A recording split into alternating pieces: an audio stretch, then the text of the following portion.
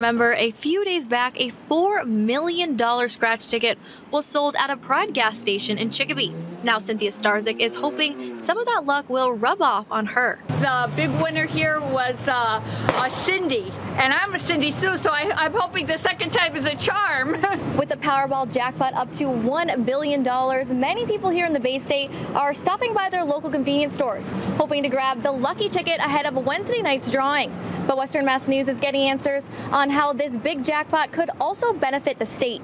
We stopped by American International College to chat with Professor of History and Political Science, Bob Raven-Seeger, to get a better understanding of where the money goes. He explains that Powerball, along with the Massachusetts lottery, was adopted here in the Commonwealth to help establish a fund for education. It's a good thing because the money that is freed up is then money that isn't raised from general taxation. And what the lottery is essentially a voluntary tax, just like you would have a church raffle or something like that. So a jackpot winner here in Massachusetts would mean more money for our schools. However, Professor Seeger says funding amounts are predetermined each year, and the set amount will be paid regardless, even if it has to come out of general funds due to fluctuations in lottery earnings. It's not as if the education is being shorted, it's just that it's kind of like a shell game with the money where the state will perhaps spend the money on education from the general fund and then reimburse itself from money from the Powerball or from the lottery.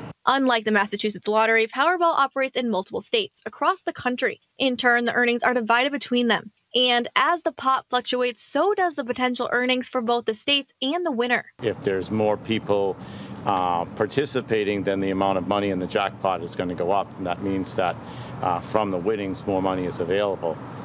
So there would be more money in the pot for the state as well as for potential winners. Like Starzik, many here in Western Mass play for the chance at financial freedom. I've got bills like everyone else, and I'm sure I'd have to get an accountant and a lawyer, but that's secondary. The first thing is to get all numbers. Which Professor Raven-Seeger tells Western Mass News is part of the problem with lotteries being a form of regressive taxation. Although it's voluntary, it still targets those who are most vulnerable. The people who play the lottery tend to be the people who are on the bottom of the socioeconomic scale in general, and so it is a voluntary tax, but it is also very regressive because it tends to come from the people who have the least money to spend. Reporting for Western Mass News, I'm Reagan Lockery.